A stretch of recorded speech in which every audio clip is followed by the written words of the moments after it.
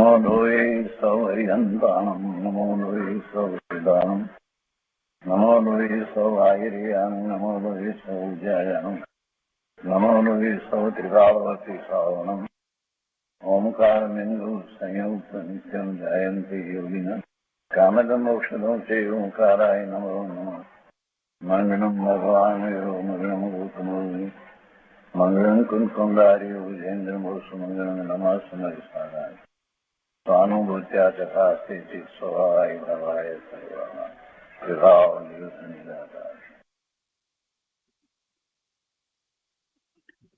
સ્વાનુભૂતિ દર્શન પ્રસન્ન મૂર્તિ પૂજ્યબેન શ્રી ચંપાબેનની સ્વાનુભૂતિ માર્ગ પ્રકાશક તત્વ ચર્ચા એટલે સ્વાનુભૂતિ દર્શન એનો સ્વાધ્યાય આપણે કરી રહ્યા છીએ. એમાં પ્રશ્ન 92 સુધી સ્વાધ્યાય કર્યો છે. આજે આગળ લઈએ છીએ. પુસ્તકમાં પાના નંબર 75 92મો પ્રશ્ન અહીંયા પૂરો થયો. તે પછીથી કહે છે પ્રશ્ન 93 જ્ઞાયકની રુચિ થતા સ્વ પરનો વિવેક શું યથાર્થ આવે? જ્ઞાયકની રુચિ થતા સ્વ પરનો વિવેક શું યથાર્થ આવે? એનું સમાધાન આપ્યું છે કે જ્ઞાયકની રુચિ યથાર્થ હોય તો તેનો વિવેક પણ યથાર્થ હોય છે. રુચિ બરાબર છે તો પછી વિવેક બરાબર જ હોય. તો વિવેક બરાબર થાય એટલા માટે થાય કે રુચિ એવી હોય તો એવો પુરુષાર્થ કરે, જાણે, જ્ઞાન કરે, સમજે, બધું જ કરે ને. રુચિ થઈ હોય તો એટલે યથાર્થ રુચિ તો એને કહેવાય. જ્યારે યથાર્થ રુચિ થઈ છે તો એની પાછળ લાગી જાય ને, તો પછી વિવેક પણ યથાર્થ હોય. સ્વ પરનો વિવેક કરી અને યથાર્થ જ્ઞાન કરે તો યથાર્થ માર્ગ ગ્રહણ થાય. જેની રુચિ યથાર્થ તેનું બધું યથાર્થ. સાચી રુચિ હોય તો ક્યાંક કોઈક રીતે અટકતો હોય તો પણ એને નિમિત્ત એવા મળી જાય કે જેથી કરી અને એને સમાધાનો પ્રાપ્ત થાય, માર્ગદર્શન પ્રાપ્ત થાય, બધું જ મળી જાય. તીવ્ર રુચિ જોઈએ. સ્વરૂપની તીવ્ર રુચિની જરૂર છે. નિમિત્તોને કારણે કોઈ જીવ અટકતો નથી. તીવ્ર રુચિ જોઈએ. સ્વરૂપ પ્રાપ્તિની તીવ્ર રુચિ એ મહત્વનું છે. નાયક પોતે ભગવાન આત્મા, એની રુચિ એટલે જેની રુચિ યથાર્થ તેનું બધું યથાર્થ. આત્મા સ્વભાવે પૂર્ણ છે. તેની યથાર્થ રુચિ થતા જ્ઞાન પણ યથાર્થ થાય છે. પ્રશ્ન કર્યો ફરીથી મુમુક્ષુ એમાં કે નિમિત્તનો વિવેક યથાર્થ આવે?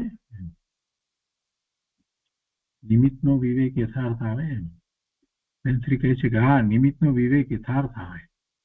સ્વભાવનું ગ્રહણ થતા બધું આવે.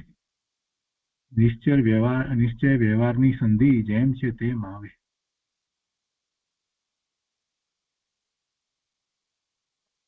નાયકની રુચિ અને પછી રુચિ છે તો બધો જ પ્રયત્ન કરે અને પછી કઈ નિમિત્ત માટે રોકાતોય નથી. અને નિમિત્ત હોય તો એના સંબંધી એની રુચિ નથી, એનાથી ધર્મ પમાય એમ પણ હોતું નથી. પણ એવા જ યોગ્ય ઉચિત નિમિત્ત હોય છે. એ 93મા પ્રશ્નનું સમાધાન થયું.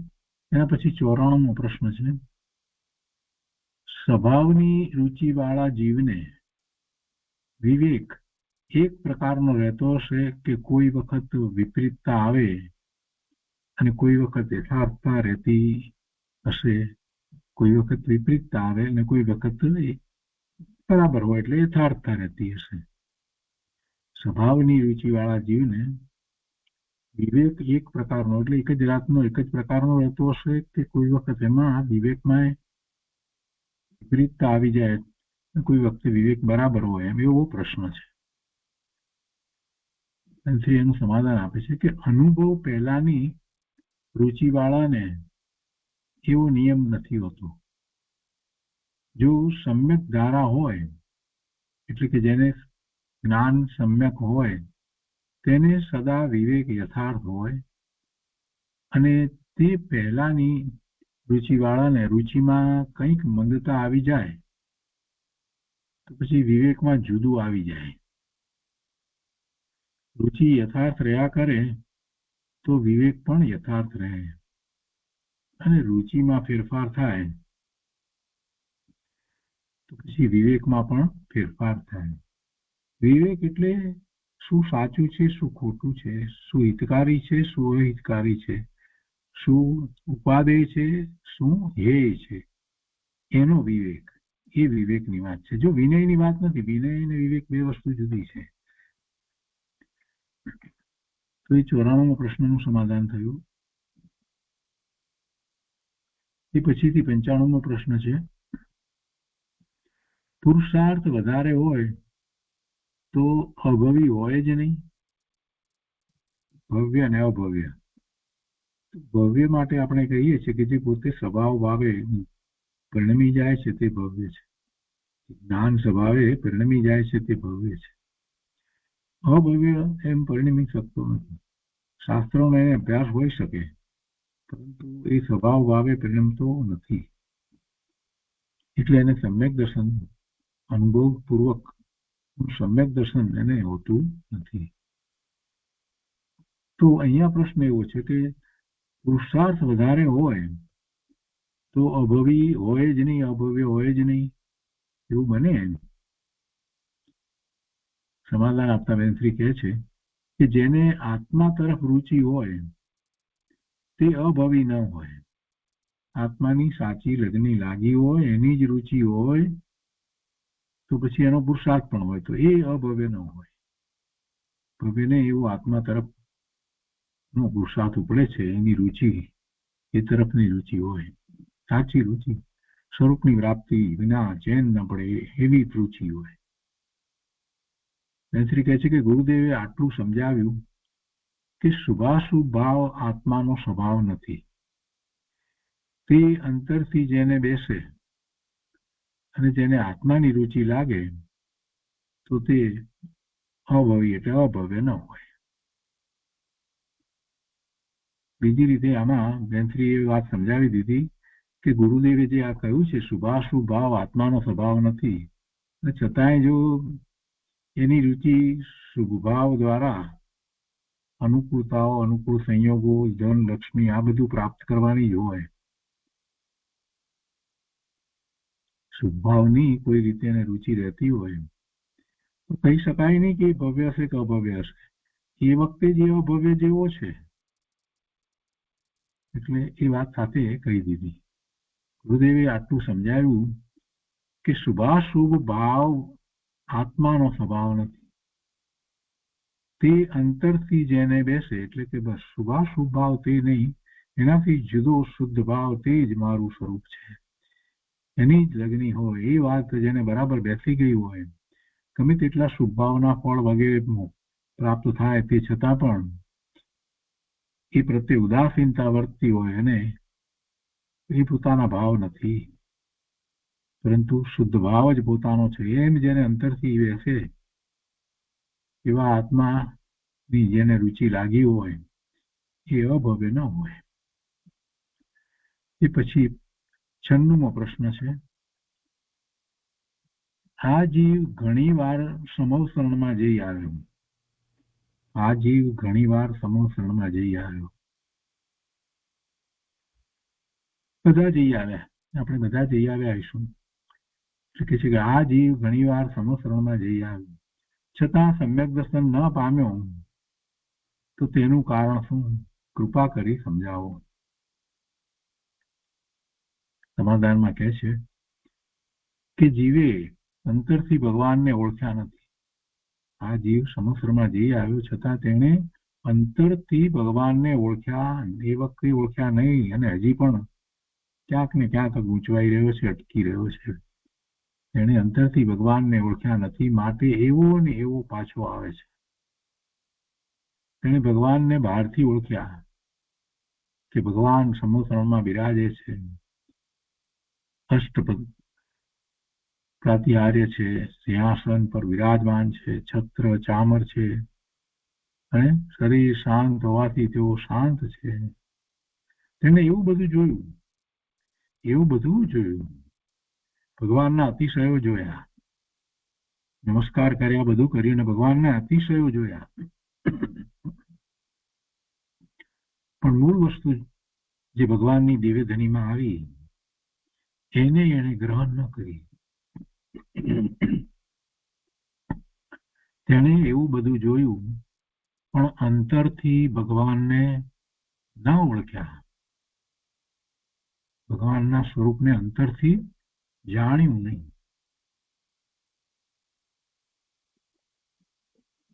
ભગવાનનું શું સ્વરૂપ છે, આત્માનું શું સ્વરૂપ છે તે ઓળખ્યું નથી. એટલે સમુસરમાં જઈને પણ આ જીવ પાછો આવ્યો એમને એમ સમ્યક દર્શન પ્રગટ કર્યા વિના. સમુસરમાં જઈ અને સમ્યક્ત્વ પ્રગટ કરે, જેને સમ્યક્ત્વ છે અથવા તો સમ્યક્ત્વ ત્યાં પ્રગટ કરીને પણ ચારિત્રનો પુરુષાર્થ પણ પ્રગટ કરે, ગુણીદશા પણ અંગીકાર કરે અને એ જ ભવે જવા વાળો હોય, ચરમ શરીરી હોય, તો પછી મુનિ થઈને પણ પાછો એવો જ પુરુષાર્થ ઉપડે કે જે એ શ્રેણી ચડે, ક્ષપક શ્રેણી ચડે અને કેવળ જ્ઞાન પ્રગટ કરે. ગૌતમ સ્વામીનો વિચાર કરીએ તો ભગવાનના સંવત્સરણમાં આવ્યા એ પહેલા શું હતા? એમને સમ્યક દર્શન પણ નહોતું.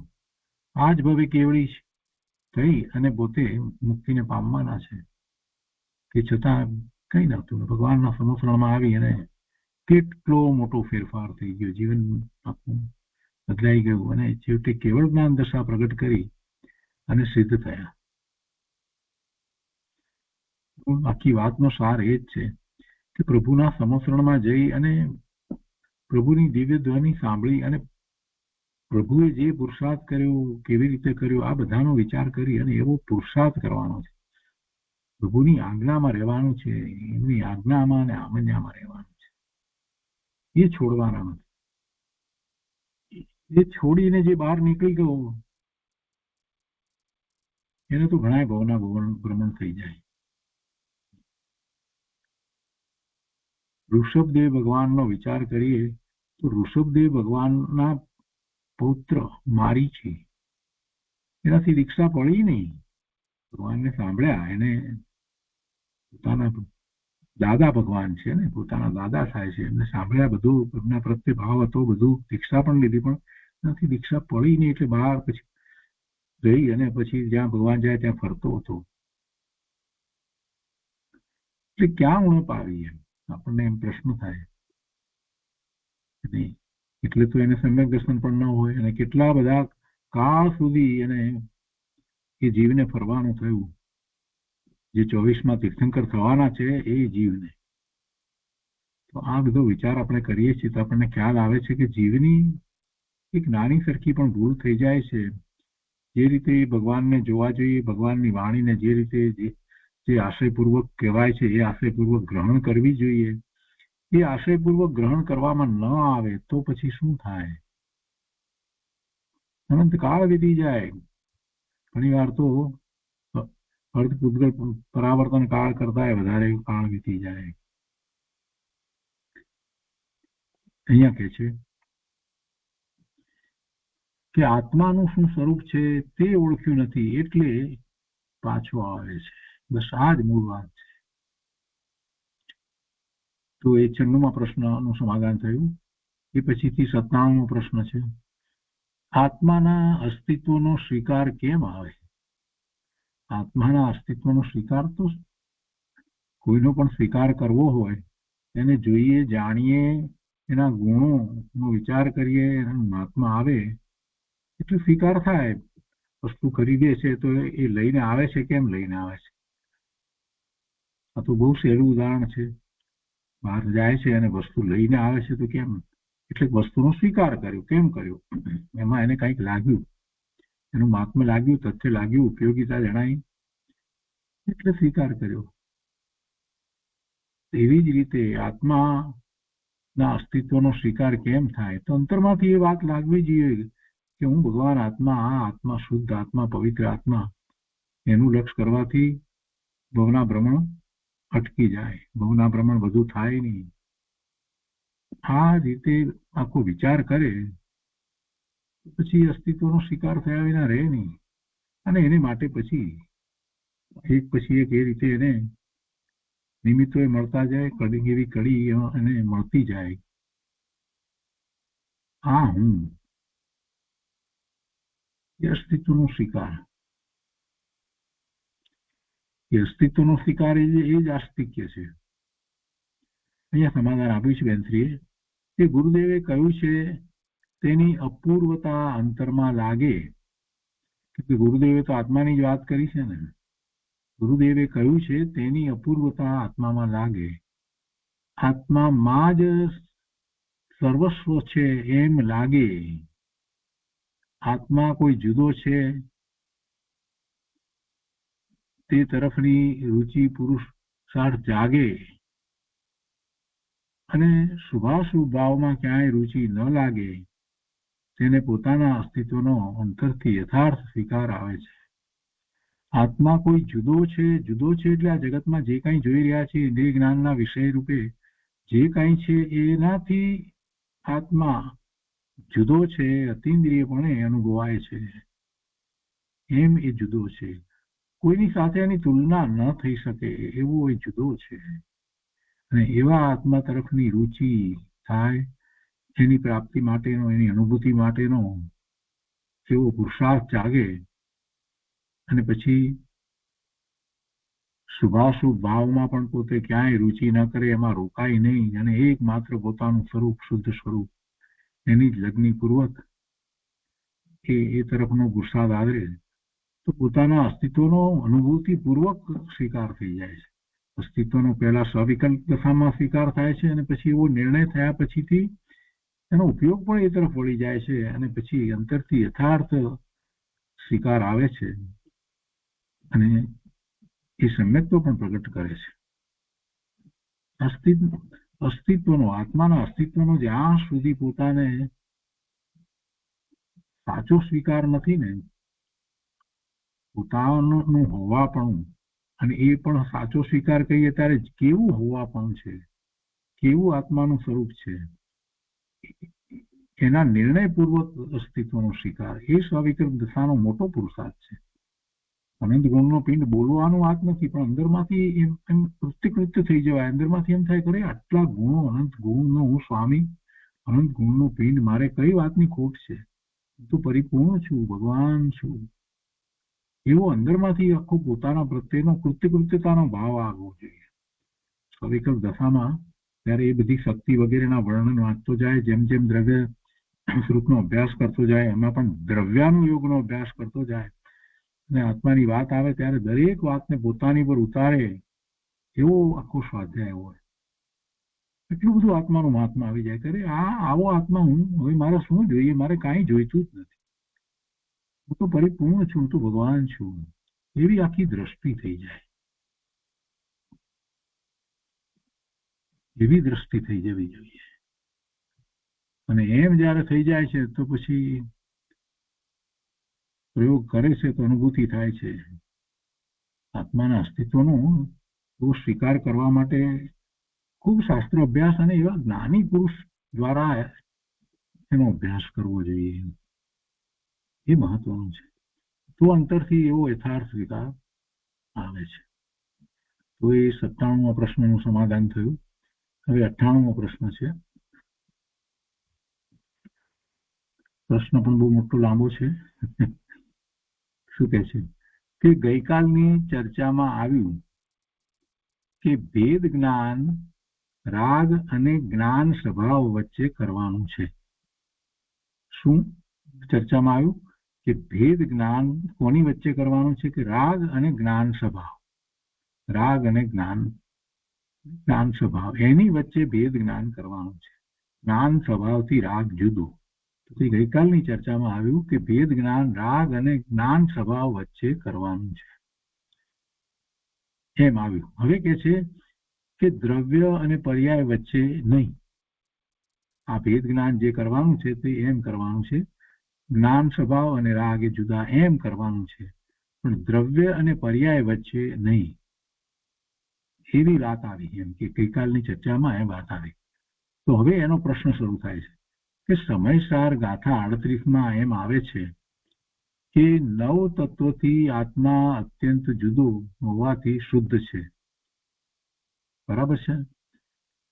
નવ તત્વથી આત્મા અત્યંત જુદો હોવાથી શુદ્ધ છે. તેમાં સંવર, નિજરા, મોક્ષ પણ આવી ગયા. એ બધાથી જુદો પોતે ભગવાન આત્મા જુદો છે, ભિન્ન છે. એટલે એ ભેદ જ્ઞાનની વાત થઈ ને. તે ઉપરાંત દ્રવ્ય દ્રષ્ટિ કરવી અને પર્યાય દ્રષ્ટિ છોડવી એ વાત ગુરુદેવે વારંવાર કરી છે. એટલે કે છે કે દ્રવ્ય દ્રષ્ટિ કરવી અને પર્યાય દ્રષ્ટિ છોડવી, તેમાં પણ દ્રવ્ય અને પર્યાય વચ્ચેના ભેદ જ્ઞાનનો પ્રસંગ આવ્યો. જેમ પેલા નવ તત્વની અંદર પણ જે જીવ તત્વ જે લેવામાં આવ્યું એ સિવાય અજીવ તત્વ તો એને તો ગ્રહણ નથી કરવું, પણ એ સિવાય બાકીની બધી પર્યાય તો એનાથી જુદો હોય એ રીતે ત્યાં લીધું. અને દ્રવ્ય દ્રષ્ટિની વાત કરીએ છીએ ત્યારે પણ એમ કે છે કે દ્રવ્ય દ્રષ્ટિ કરવી અને પર્યાય દ્રષ્ટિ છોડવી, તો તેમાં પણ દ્રવ્ય અને પર્યાય વચ્ચેના ભેદ જ્ઞાનનો પ્રસંગ આવ્યો. તેવી રીતે ધ્રુવ અને ઉત્પાદ, નિષ્ક્રિય ભાવ અને સક્રિય ભાવ, આ બધામાં પણ દ્રવ્ય અને પર્યાય વચ્ચેની ભિન્નતા આવે છે. આ બધામાં શું આવે છે? દ્રવ્ય અને પર્યાય વચ્ચેની ભિન્નતા આવે છે. તો પછી રાગ અને સ્વભાવ વચ્ચેના ભેદ જ્ઞાનને પ્રાધાન્ય કેમ આપવામાં આવ્યું? એટલે એનો કહેવાનો આશય એ છે કે દ્રવ્ય અને પર્યાય વચ્ચે ભેદ જ્ઞાન કરવાની વાત મુખ્ય હોવી જોઈએ ને. આ બધું તો આ રીતે એમ લાગે છે, આ એની સમજ છે. એને એમ લાગે છે કે દ્રવ્ય અને પર્યાય, દ્રવ્ય દ્રષ્ટિ કરવી, પર્યાયને ગૌણ કરવી વગેરે. અને બધી જગ્યાએ જ્યાં જોઈએ ત્યાં દ્રવ્યથી પર્યાય ભિન્ન જુદી છે એની તો વાત આવે છે. નવ તત્વોમાં પણ એ બધી પર્યાય છે, 7 તો પર્યાય છે. તો પછી એમાં ભેદ જ્ઞાનની અંદર આ કેમ લીધું નહીં? આ રીતે કેમ વાત ન લીધી દ્રવ્ય અને પર્યાય વચ્ચેની? એને બદલે ગઈકાલની ચર્ચામાં એમ કેમ આવ્યું કે રાગ અને સ્વભાવ વચ્ચે ભેદ જ્ઞાન કરવું, રાગ અને જ્ઞાન સ્વભાવ વચ્ચે ભેદ જ્ઞાન કરવું?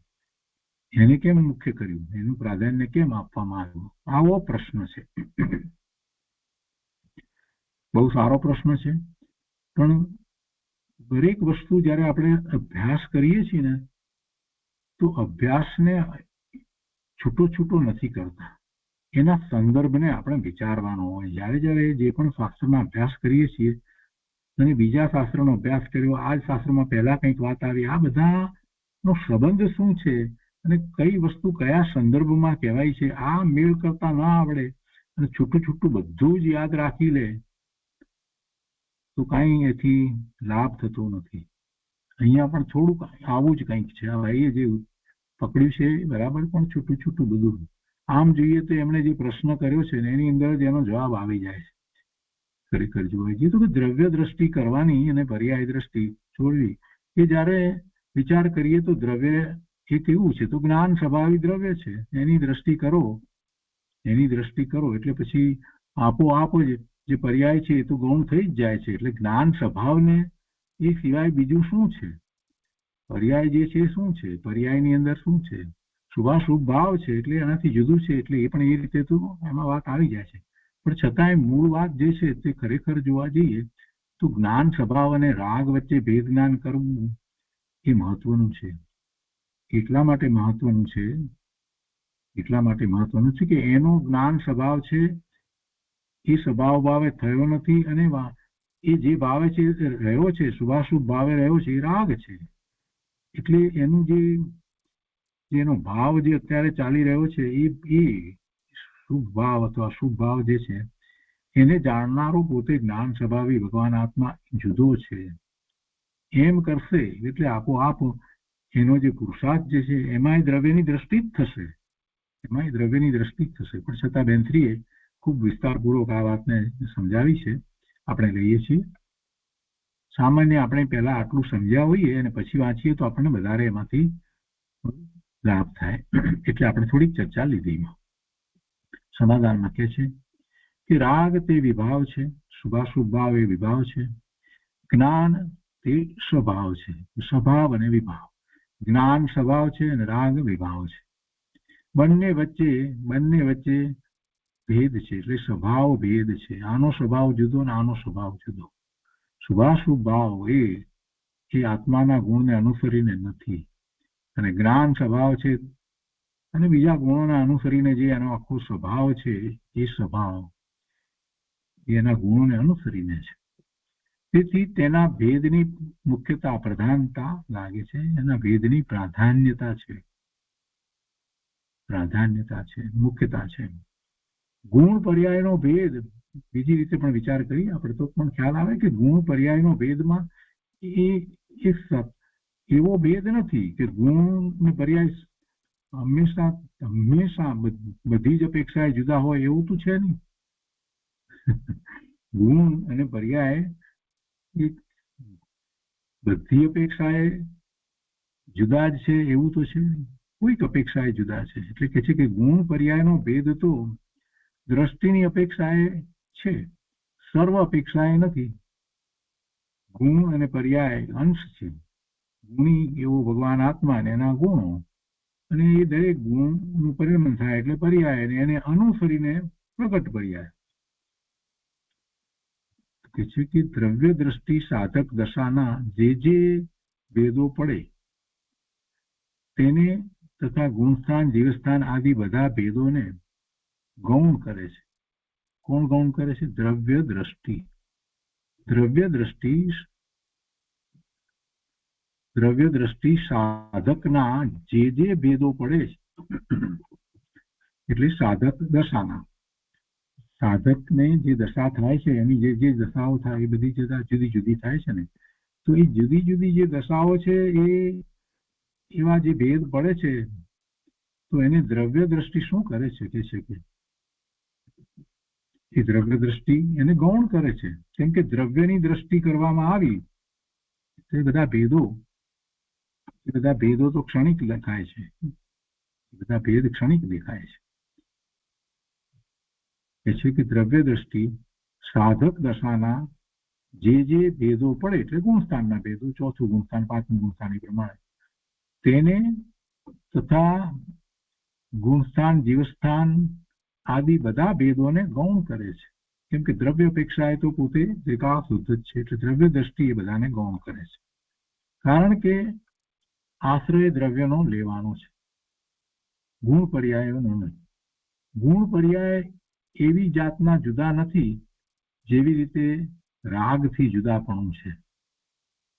રાગ તો તદ્દન જુદો છે, ત્યારે ગુણ પર્યાય કઈ તદ્દન જુદા છે એમ તો નથી. બંનેના જુદા જુદાપણામાં ફેર છે. રાગનું આત્માથી જુદાપણું અથવા તો જ્ઞાન સ્વભાવથી જુદાપણું જે છે એ તદ્દન જુદાપણું છે. જ્યારે ગુણ અને પર્યાયનું દ્રવ્યથી જુદાપણું છે તદ્દન, એટલે બધી જ અપેક્ષા એ જુદાપણું નથી, એટલે એ જુદા જુદાપણામાં પણ ફેર છે. માટે તે અપેક્ષાએ કીધું કે રાગથી ભેદ જ્ઞાન કરવું, અને તે સ્વભાવ અને વિભાવનું ભેદ જ્ઞાન છે. અને આ દ્રવ્ય પર્યાયના ભેદ જ્ઞાનની અપેક્ષા જુદી છે.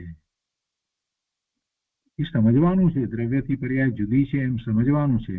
એટલે એ ભેદ જ્ઞાન તો ફક્ત એટલું છે કે એને દ્રષ્ટિનો વિષય જે છે એમાં વર્તમાન જે પર્યાય જે છે, વર્તમાન પ્રગટ પર્યાય જે છે એને ભેળવવાની નથી, એટલે શુદ્ધ દ્રવ્ય જોવાનું છે. એટલી એમાં તો વાત છે. અહીંયા કે છે કે ચૈતન્ય પૂર્ણ ઐશ્વર્યશાળી છે તેનો આશ્રય લેવાનો છે, પણ ગુણ કે પર્યાય જે અંશ છે તેનો આશ્રય લેવાનો નથી. એટલે દ્રવ્ય ઉપર દ્રષ્ટિ કરતા દ્રવ્યનો આશ્રય આવે છે અને ગુણ પર્યાયના ભેદનો આશ્રય છૂટી જાય છે. તો ત્યારે સાધક દશા અને બીજું બધું ગૌણ થઈ જાય છે. એવી સાધક દશામાં બીજું બધું ગૌણ થઈ જાય છે. બીજી રીતે આનો વિચાર કરીએ તો આમાં એમ પણ છે કે ભેદ જ્ઞાન કોનાથી જુદા પડવું એ વાત છે, ને જુદા કોનાથી પડવું, ભેદ જ્ઞાન કોની વચ્ચે કરવું, તો એ તો રાગ અને જ્ઞાન સ્વભાવી આત્મા એની વચ્ચે જ હોય. પણ એ કેવી રીતે કરવું એમ જયારે વાત કરવામાં આવે તો કે જ્ઞાન દ્વારા, કે આ જે છે તે જળ છે, આ જે ભાવો જે છે એ પોતે રાગના ભાવો, શુભાશુભ ભાવો પોતે કંઈ જાણતા નથી. ત્યારે જ્ઞાન સ્વભાવ છે તો જાણે છે, ચેતન છે, અને એ તો ત્રિકાળ એક સરખો છે, જ્યારે આ તો ક્ષણિક છે. આ રીતે બધું ભેદ જ્ઞાન કરવામાં આવે. પણ એ ભેદ જ્ઞાન જે છે એ સવિકલ્પ દશાનું છે, એટલે એ ભેદ જ્ઞાન કરે છે સવિકલ્પ દશામાં, પણ એની પૂરેપૂરી સાચી સમ્યક શ્રદ્ધા જ્યારે થાય કે એ બધું ખરેખર જુદું જ છે, તે અનુભૂતિપૂર્વક કરવા માટે દ્રષ્ટિ દ્રવ્ય દ્રષ્ટિ કરે છે. એટલે એ દ્રવ્ય દ્રષ્ટિની વાત આવે ત્યારે પછી એમ કહેવાય કે દ્રવ્યની દ્રષ્ટિ તું કરે ત્યારે વર્તમાન પર્યાયને ભેગી નહીં રાખતો, એટલે ત્યાં દ્રવ્યને પર્યાય જુદા એટલું એમ ત્યાં લેવાનું છે. જ્યારે એનો પ્રયોગ કરે, ઉપાય કરવા જાય છે ભેદ જ્ઞાન માટે, તો અને એમ જયારે સ્વ તરફ વળે છે, એવા દ્રવ્ય શુદ્ધ દ્રવ્ય તરફ વળે છે, એટલે એ વખતે પછી ઉપયોગ સ્વ તરફ વળે એટલે પછી કોઈ વિકલ્પ ઉઠતો જ નથી, રાગ હોતો જ નથી. એટલે ભેદ જ્ઞાન બેની વચ્ચે થઈ જાય છે. મૂળ તો વસ્તુ આવી છે. અહીંયા બેનશ્રી જરાક જુદી રીતે પણ સમજાવ્યું છે, બધું આપણે વાંચીએ છીએ અને સાથે ને સાથે સમજતા જઈએ છીએ. તો ભેદ જ્ઞાનની અપેક્ષા જુદી છે. ચૈતન્ય પૂર્ણ ઐશ્વર્યશાળી છે તેનો આશ્રય લેવાનો છે, પણ ગુણ કે પર્યાય જે અંશ છે તેનો આશ્રય લેવાનો નથી. દ્રવ્ય ઉપર દ્રષ્ટિ કરતા દ્રવ્યનો આશ્રય આવે છે અને ગુણ પર્યાયના ભેદનો આશ્રય છૂટી જાય છે, ત્યારે સાધક દશા અને બીજું બધું ગૌણ થઈ જાય છે. જેવી રીતે એક શક્તિશાળી રાજા તેના દુશ્મનથી જુદો છે, તેવી રીતે તેના સંબંધીઓથી જુદો નથી. આ ઉદાહરણ સરસ આપ્યું છે. એટલે કેમ કે બધું દ્રવ્ય અને પર્યાય જે છે એ એના સંબંધી છે, એનાથી જુદા છે, છતાં પણ કોઈ અપેક્ષાએ એના ક્ષેત્રની અપેક્ષાએ જોઈએ તો એક જ છે. તો એ વાત અહીંયા કરે છે કે જેમ એક શક્તિશાળી રાજા તેના દુશ્મનથી જુદો છે તો તદ્દન જુદો છે, તો તેવી રીતે તેના સંબંધીઓથી જુદો નથી. જો કે રાજા અને તેના સંબંધીઓ બધા જુદા જુદા જ છે, તે છતાં સંબંધીઓ જુદા અને તેના દુશ્મન જુદા, એમાં ઘણો ફેર છે. જુદાપણાની અપેક્ષાએ ઘણો ફેર છે. તે બંને વચ્ચેની જુદાઈમાં ફેર છે. અહીં દ્રષ્ટિના બળમાં દ્રષ્ટિ બધું જુદું પાડે છે. હું કૃત્ય પૂર્ણ છું, વિભાવ મારાથી અત્યંત જુદો છે, એમ જુદું પાડે છે. અને વચ્ચે જે સાધક દશાની અધૂરી પર્યાય તથા પૂર્ણ પર્યાય આવે છે તે બધાનું લક્ષ્ય છોડી દે છે. તો પણ જ્ઞાન તેને લક્ષ્યમાં રાખે છે કે આ પર્યાયો છે તે ચૈતન્યની અવસ્થાઓ છે. એટલે જ્ઞાનમાં એ તો રહે છે કે આ બધી પર્યાયો ચૈતન્યની અવસ્થા છે. તેમજ તે શુદ્ધ પર્યાયો તેના વેદનમાં આવે છે. આમ જ્ઞાન તેનો વિવેક કરે છે. તે અપેક્ષાએ ભેદ જ્ઞાન મૂળ રાગથી કરવાનું છે. ભેદ જ્ઞાન પોતાની વસ્તુ છે, એનાથી રાગ જુદો છે, તો એનાથી ભેદ જ્ઞાન કરવાનું છે. જ્યારે ગુણ પર્યાયના ભેદ જ્ઞાનમાં એવી જાતનો ભેદ છે કે દ્રષ્ટિનો આશ્રય દ્રવ્ય ઉપર જાય છે, ગુણ પર્યાય ઉપર નહીં, માટે તે બધાનો ભેદ કરવાનો છે. જેવો ભેદ રાગથી કરવાનો છે તેવો ભેદ ગુણ પર્યાયથી નથી કરવાનો. ભેદમાં ફેર છે. એટલે કે રાગ તો તદ્દન પોતાથી જુદો ભિન્ન જ છે, એની સાથે એને કાંઈ સંબંધ નથી, અને એ ક્ષણિક છે, બદલાયા કરે છે, અને એનાથી એને ક્યારેય લાભ થતો નથી, માત્ર એનાથી બંધ જ પડે છે, આશ્રવ જ થાય છે. ત્યારે ગુણ અને પર્યાય તો પોતાની વસ્તુ છે, અને એ ભેદ કરીને આપણે સમજીએ છીએ એટલે આપણને એમ લાગે છે, પણ એને કે ભેદ કરીને જુદી પાડી દેવાની છે એવી વાત નથી. એને માત્ર અભેદમાં સમાવી દેવાની છે, એટલે એનો ભેદનો વિકલ્પ ઉઠે નહીં, એટલા પૂરતી વાત છે. એટલે જેવો ભેદ રાગથી કરવાનો છે તેવો ભેદ ગુણ પર્યાયથી નથી કરવાનો. ભેદમાં ફેર છે, માટે મૂળ રાગથી ભેદ જ્ઞાન કરવાનું છે, અને આનો ગુણ પર્યાયનો વિવેક કરવાનો રહે છે. જ્ઞાન, દર્શન, ચારિત્ર આદિ બધા ગુણો છે તે ચૈતન્યના એક અંશો છે, અને ચૈતન્ય અખંડ પૂર્ણ શક્તિવાન છે. અખંડ પૂર્ણ શક્તિવાન ચૈતન્ય મહાપ્રભુ છે. એક અંશનો આશ્રય લેવાનો નથી, એક એક અંશનો આશરે લેવાતો પણ નથી ને લેવાનો પણ નથી, કેમ કે તે અંશો છે. અને એ તો સમજવા માટે, વસ્તુ સ્વરૂપ સમજવા માટે ભેદ પાડીને કથન કરવામાં આવ્યું છે. એવા ગુણી એવા ભગવાન આત્માથી જુદા નથી, માટે તે બધાને ગૌણ કરવાના છે. એટલે કે એક વખત એને સમજી લીધા પછીથી એવા ભેદ પાડવાની જરૂર નથી, એનું લક્ષ્ય કરવાનું નથી. દ્રષ્ટિ તે બધાને કાઢી નાખે છે. નિમિત્ત અપેક્ષાએ જે અધૂરી પૂર્ણ પર્યાય થઈ તે બધાને પણ દ્રષ્ટિ જુદી કરે છે. અને હું તો એક પૂર્ણ છું, કૃત્ય છું, એમ દ્રષ્ટિ સ્વીકારે છે. હું એક પૂર્ણ છું એમ દ્રષ્ટિના બળમાં બધું નીકળી જાય છે. પણ એકાંતે જો તે પૂર્ણ જ હોય, એકાંતે પૂર્ણ નથી, એટલે કે છે કે એકાંતે જો તે પૂર્ણ જ હોય તો સાધક દશા રહેતી નથી. તેમાં સમ્યક દર્શન, જ્ઞાન, ચારિત્ર આદિ બધી અવસ્થાઓ તો થાય છે. તેથી તેનો જ્ઞાન વિવેક કરે છે. કોઈ અપેક્ષાએ આ ગુણો ચૈતન્યના છે. ચારિત્રની પર્યાય પ્રગટે તે ચૈતન્યની છે. જ્ઞાન, ચારિત્ર વગેરે બધું ચૈતન્યમાં પ્રગટે છે. દ્રવ્ય ઉપર દ્રષ્ટિ મૂકવાથી બધું પ્રગટે છે.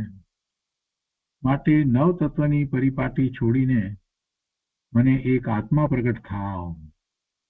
નવ તત્વની પરિપાટી ઉપર દ્રષ્ટિ મૂકવાની નથી, આત્મા ઉપર દ્રષ્ટિ મૂકવાની છે. આત્મા ઉપર દ્રષ્ટિ મૂકવાથી બધી નિર્મળ પર્યાયો પ્રગટે છે, પણ તે પર્યાયોનો આશ્રય લેવાનો નથી.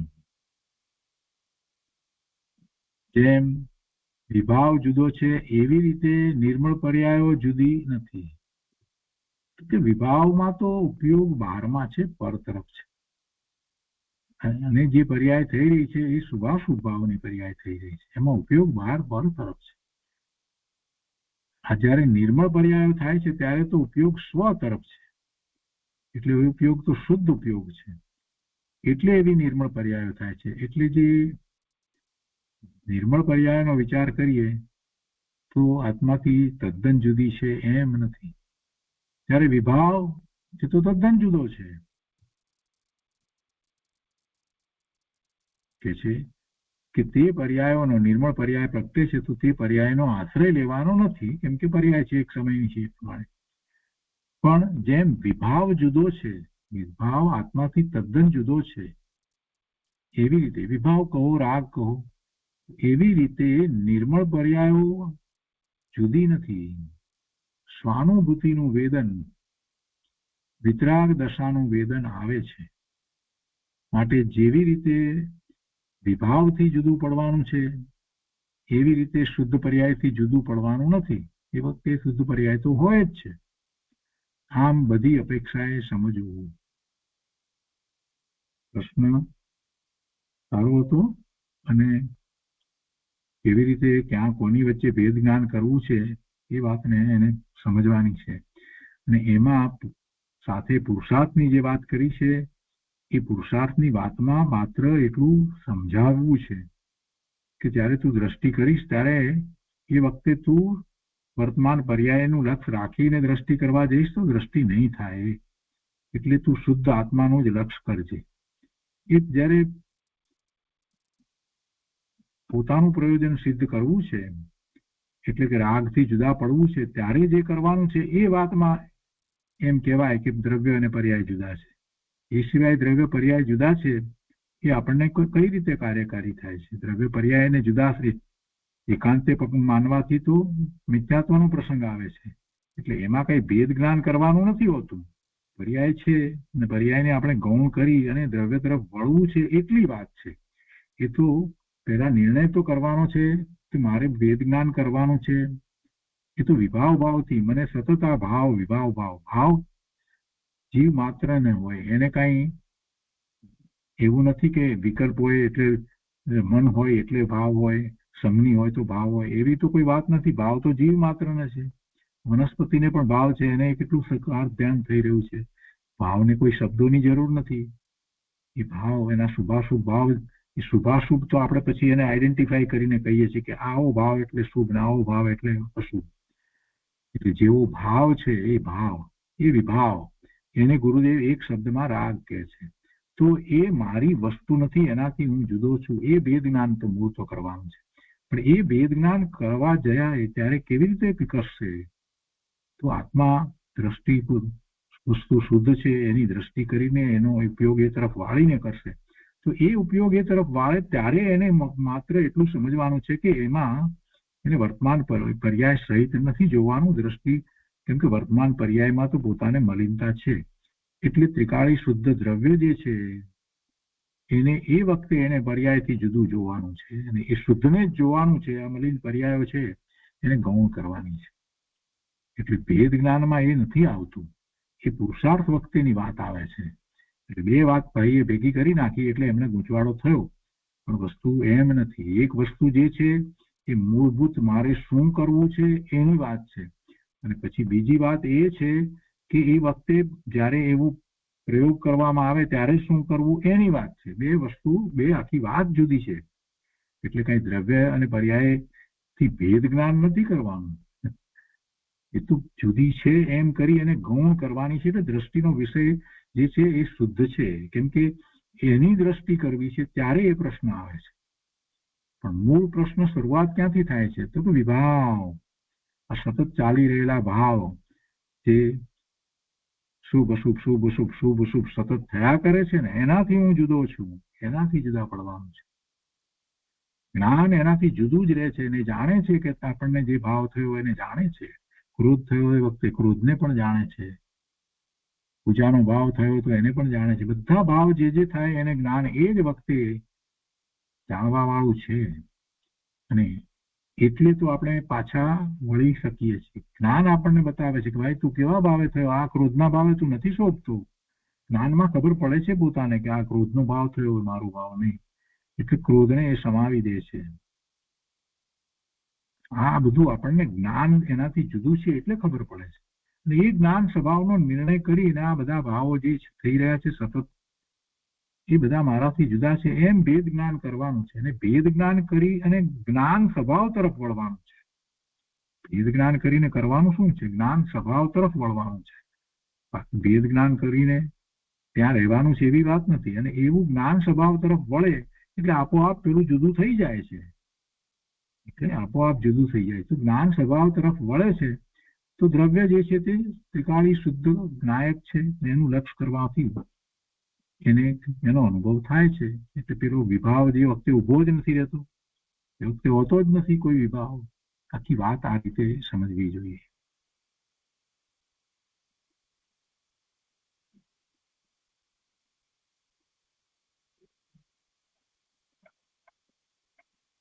એના પછી પણ એવી જાતનો એક બીજો પ્રશ્ન છે, પણ આજે આપણે એ નથી લેતા. રાગથી છૂટા પડતા રાગ ચાલ્યો જાય છે અને શુદ્ધ પર્યાય જેટલો હું નથી એમ સ્વીકારતા શુદ્ધની વૃદ્ધિ થાય છે. એમાં શું આપનું કહેવું છે એમ કરીને તો આપણે આવતા સ્વાધ્યાયમાં લઈશું. તો આજનો સ્વાધ્યાય આપણે અહીંયા 98માં પ્રશ્ન સુધી રાખીએ છીએ.